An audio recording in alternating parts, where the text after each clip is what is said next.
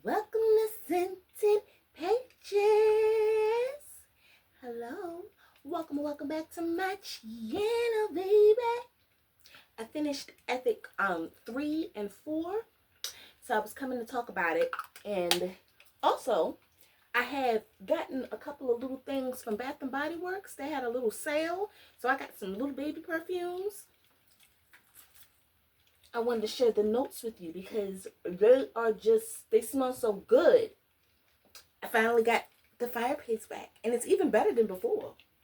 So let's look at these notes real quick and these delicious scents because, baby, Bath and Body Works came through clutch with these ones. I got all food gourmand scents. And then too, I'm doing a little iced coffee. Mm. That's delicious. So let me look at the notes on Fragrantica.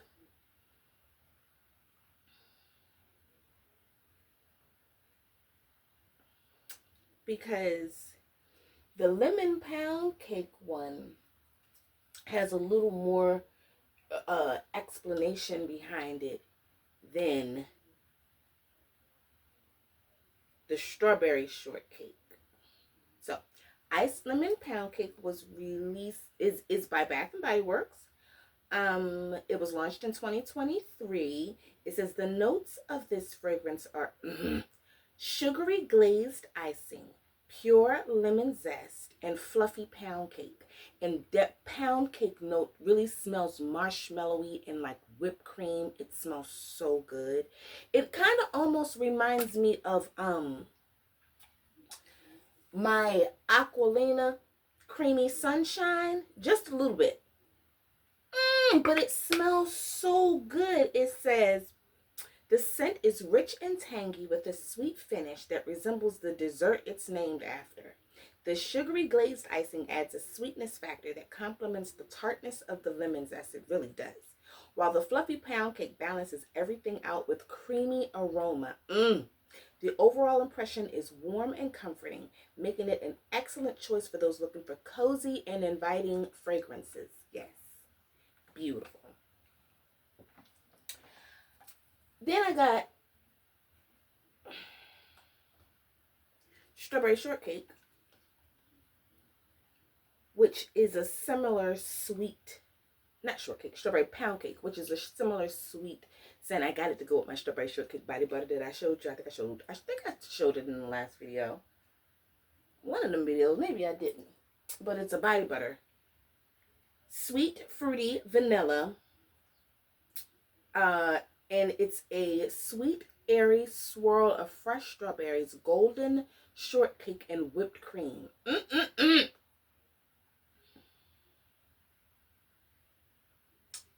And the last perfume body spray that I got was Champagne Toast.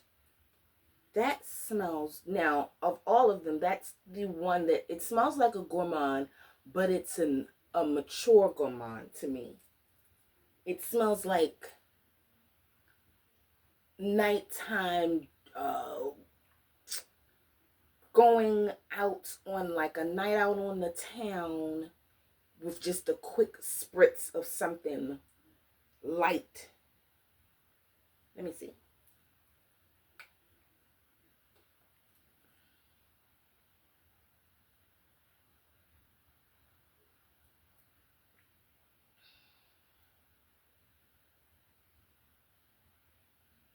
Now, I don't think I need this light. Yeah, I think that light was doing a little too much. Turn this off. Okay. So the main accords of Champagne Toast are sweet, fruity, citrus, champagne, vanilla, fresh, aldehyde, yes, aldehyde, tropical, powdery, and floral. Let me see. Let me smell this one more time. Oh my God. It just smells so clean and fruity. I do smell sweet, fruity, citrus. Yes, that smells delicious. It was launched in 2016. It has top notes of vintage champagne, sparkling tangerine, mid notes of red hibiscus, white nectarine, black currant chambord, and juicy passion fruit. Oh my God. Its base notes or its dry notes are plum wood. Oh yeah. Sugared musk and vanilla extract. Plum wood. I'm smelling that plum wood and the sparkling tangerine. Oh my God. That's amazing. Champagne toast. And then the two little body lotions that I got the matching champagne toast to go with that one. And then I got pink pineapple sunrise. It smells absolutely divine. And it, and again, edible. And that's how I always want to smell for the summertime. Like a snack. But, I mean, don't get me wrong. In the fall, oh, in the fall,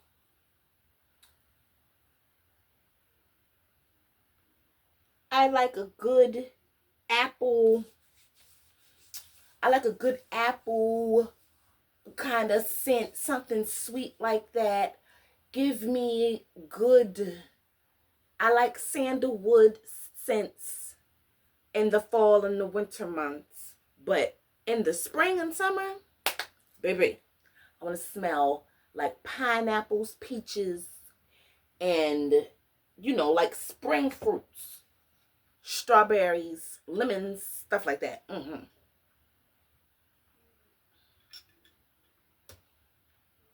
So, pink pineapple sunrise is sweet, fruity, tropical, fresh. Oh, those are the main accords. And it says it was released in 2022. And it's pineapple, sugar, and nectarine. Definitely smell the nectarine. But mainly the pineapple. It smells so good. I just love it. And it just, in these scents, they all smell like delicious. I like a good nighttime scent, but these also, I could see you using it during the day. Like, so this champagne toast, this is definitely a great daytime spring scent, but also it transitions nice to nighttime. Oh my goodness, delicious. So that's what I treated myself to for Mother's Day and for my birthday. They're both pretty much like within a few days of each other. So I just wanted to treat myself to that. We can get the fireplace back going and then get into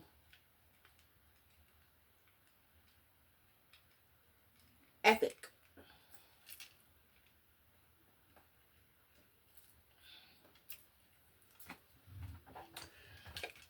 So I read first Ethic Book 3, and I almost DNF'd the whole series on this book. It almost did because it was slow. So let me get into it, honey. It was slow. I still gave it a 3.75 stars because even though it wasn't a whole lot of like development with the characters and stuff, it was still a pretty good story. So it opens with Alani and Bella attending Bella's mother-daughter ball.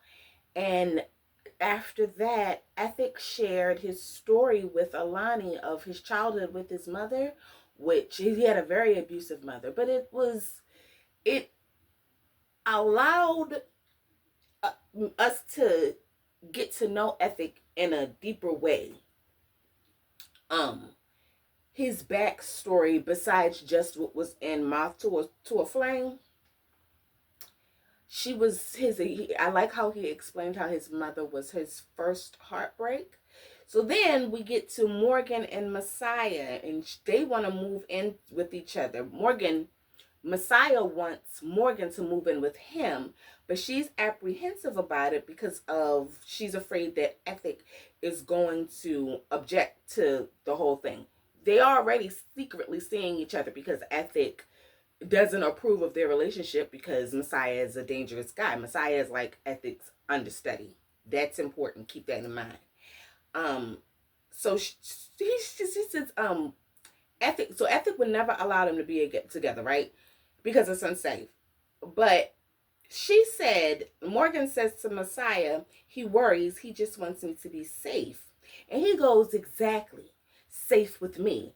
But I'm like, just a book ago, you was breaking up with her, talking about how unsafe it was for her to be with you and how you pushing her all away because you don't want anything. You love her so much and you just didn't want anything bad to happen to her. So he was pushing her away. In the last book, this book, he's saying, yeah, the only safe place for you to be is with me.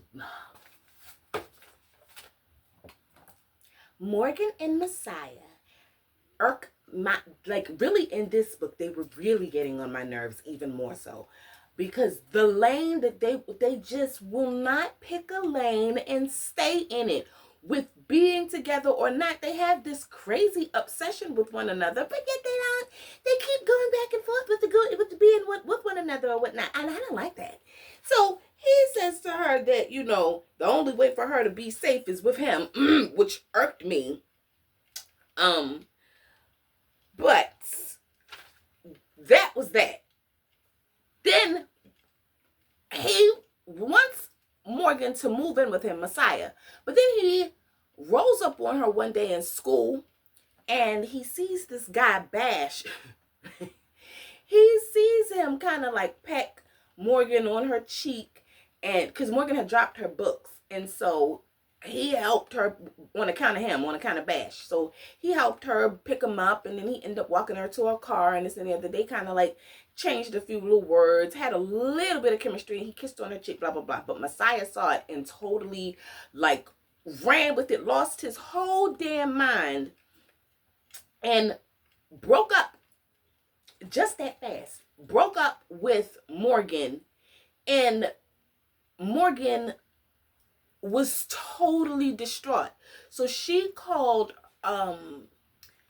Messiah's homegirl Blue to like find out what she should do about Messiah seeing the guy Bash kiss on her cheek and break up with her and this and the other. I like Blue. Usually I don't like the, you know, female best friend character or whatever, but I like Blue because she was so sweet with Morgan, and the way that she got Messiah together, and she was like, you know, you really need to get over here and talk to this girl, you know, communicate something with her instead of just saying that you just don't want to be with her and not giving her an explanation as to, you know, nothing, like, because Morgan was really going through it, and she always goes through it with him.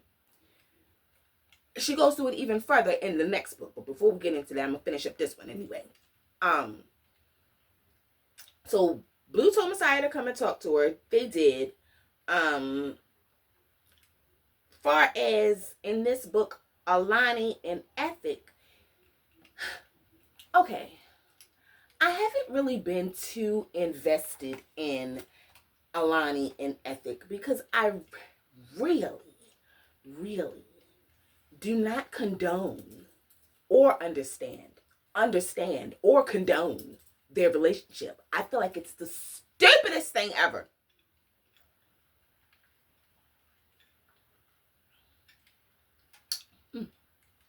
I feel like it's so unrealistic for this lady to be in love with a man that killed her child. Oh, I mean, this head over heels disgustingly in love too. Like, get it together. And so it's just kind of hard for me to wrap my mind around their love story. I'm kind of more so here for Morgan and Messiah than I am for Alani and Ethic, because Alani and Ethic's toxic is on a whole different level.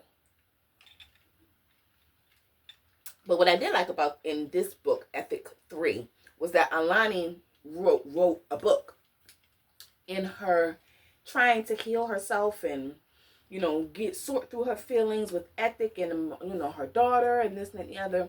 She wrote a book which served her well, and I was really happy about that.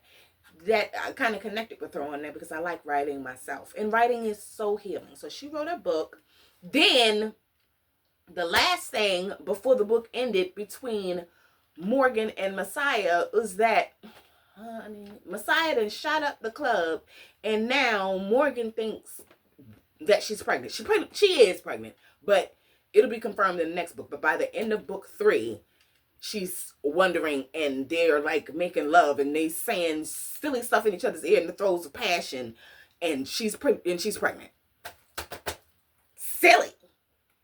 I gave it a 3.75 stars. Yes. Only because there wasn't enough action like in this book. It was more so just the toxic mess. I'm here for it, but sometimes it can get a little redundant, a little boring sometimes. So I kind of took off a star and some for that. Then, Ethic 4. This one was the action-packed one. I was excited that stuff was picking back up with this book because, like I said, book 3 was a little bit boring. But book 4, stuff really picked up with Morgan and Messiah. There's a lot to get into. And I don't even know where I want to start. So if I sound a little jumbled and all over the place, forgive me. Because it's making sense in my brain, but trying to put it into words and get it out into words is kind of difficult. So if I sound all over the place or if I get a little bit confusing, my bad. We're going to start off in the last book. Before the last book ended, I think. No. In the beginning of Ethic Book 4. I'm getting it wrong. Yes. Okay, in the beginning of Ethic 4, this girl rose up to Messiah's house, claiming that, she was like, the last thing she said was, Messiah can't forget about his first family or his only family or something like that, right? So she pulls up and she's got this baby on her hip. Her name is Woozy, and she's got this baby on her hip, and Morgan, of course, believes that this is Messiah's family and that Messiah has been cheating on her and just hiding this lady and kid that's really his, where at.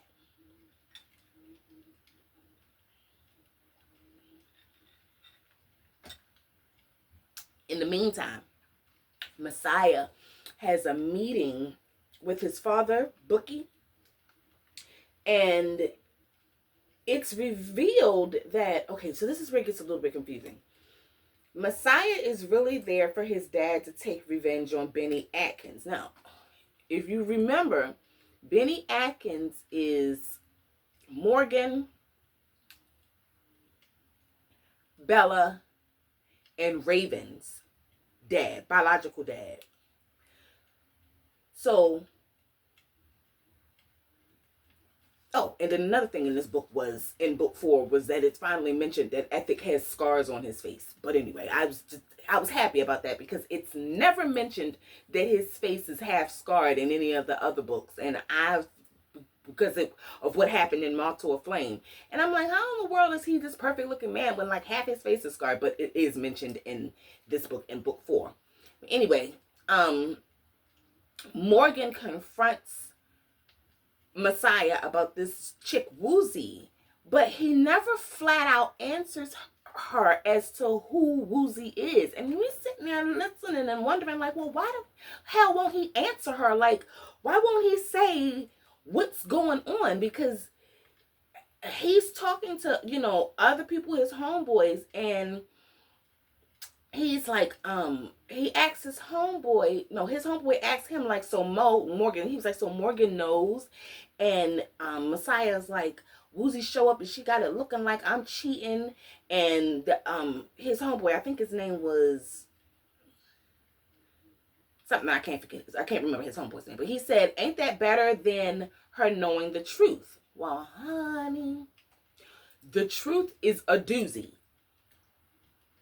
The truth is that Messiah is Mizan's brother and Woozy's brother too. So Woozy is not in any way a love interest of his or a secret baby mama with his baby or nothing. She's his sister, and she just wanted to show up and ruin shit for him and Morgan because she's mad that Messiah isn't sticking to the plan of taking down Ethic. He over here falling in love and not being loyal to their family, but Messiah doesn't really feel like he has a real reason to be loyal to his blood family because his blood family was terrible to him, and they didn't even really properly raise him and be there for him the way that Ethic was. So Messiah really doesn't want to go through with this plan anymore. But the way that everything kind of came out and went down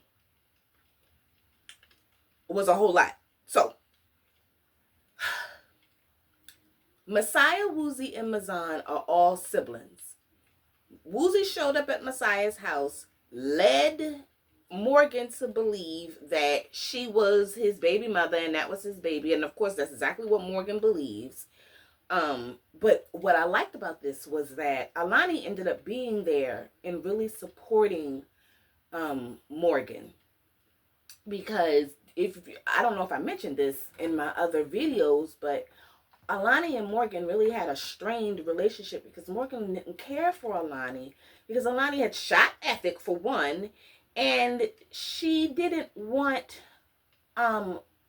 for Ethic to be replacing her sister Raven with Alani in his heart. So she kind of didn't like Alani like that. They had a real strained relationship, especially after Alani shot Ethic. Morgan just didn't trust her.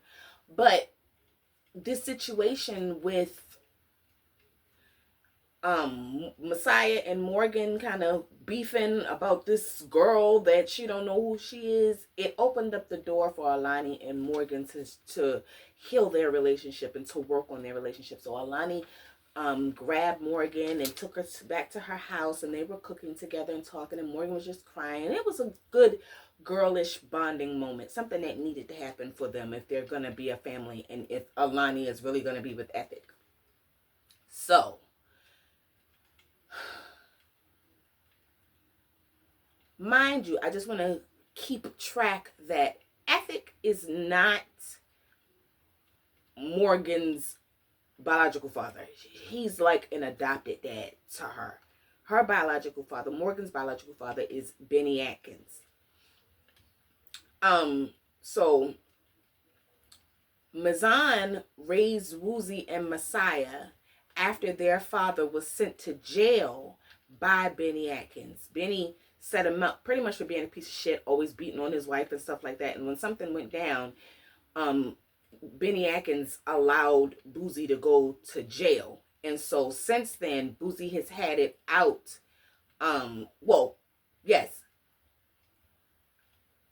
Boozy went to jail because of Benny Atkins. But then Ethic killed Mazan, which is Boozy's son. Killed Mazan, their older brother.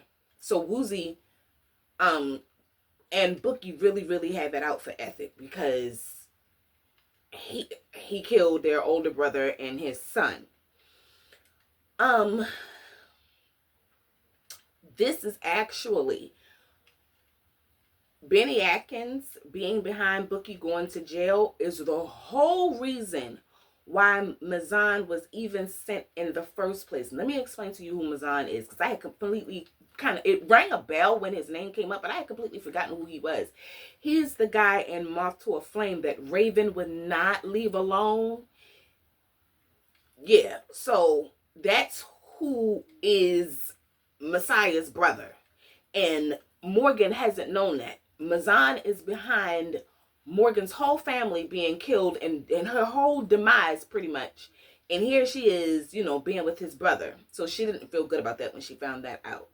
The only reason why Mazan was sent to Raven in the first place was on some revenge, get back at Benny type shit. And the only reason why Messiah is supposed to be there with Ethic is to find out Ethic's connect and kill Ethic, but Messiah doesn't want to betray Ethic like that because he's loves Morgan and he loves Ethic, because Ethic like kind of raised him in a big way. When Mazan wasn't there for him like that, and his father was in jail and his father was tripping, like his dad and Mazan really did Messiah wrong, but Ethic did right by Messiah. He gave him a coat, he gave him shoes. Like the age difference between Ethic and Messiah, like when Ethic was a teenager, Messiah was like a little boy. And he would spend a lot of time on the streets just trying to get away from his dad and the bad situation that he had at home. So Ethic would run into him and he would always give him a little something, and so to help him survive. So their relationship kind of snowballed from there. But Ethic never knew that Mazan was Messiah's sibling, was his little, that Mazan was Messiah's older brother. Let me see.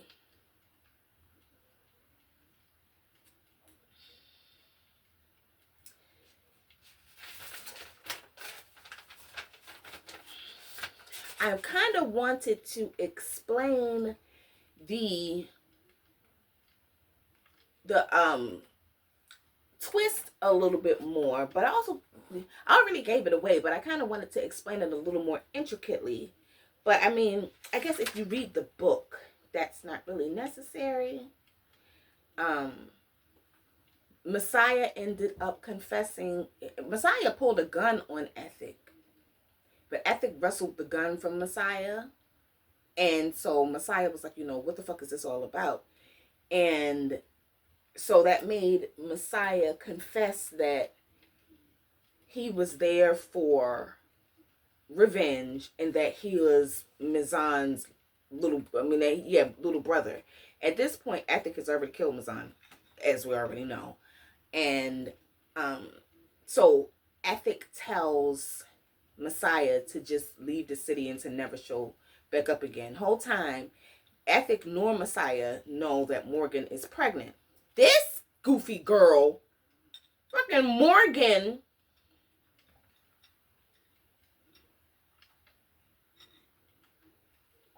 goes and tries to kill herself, all over not being able to be with Messiah. It's trifling, and it's toxic, and it's terrible. You don't kill yourself over a daggone boy. But that's how the book 4 ended, was with Morgan in Ethic's arms after she tried to kill herself. I don't know. I'm pretty sure, I 100% know that she doesn't, something happens, I don't know what, but she's not dead like how they think that she is, because she goes on. I think that the series Butterfly is about Morgan, so she has her own book series, which I'm going to get into because it was good. It gets a little, like I said, redundant with the hood stories, but they're always so juicy and good that I stick with them, because by the time the end of the book comes, I'm always glad that I stuck with it, because like I said, they're always so good. They're so juicy. So I gave that book, 4.5 stars. Yes, I gave the last book a 4.5 stars because I enjoyed it. I enjoyed the twist, the reveal of who everybody was. I had to go back in my brain when he was first talking about Mazan. I was like, Mazan? Who is Mazan?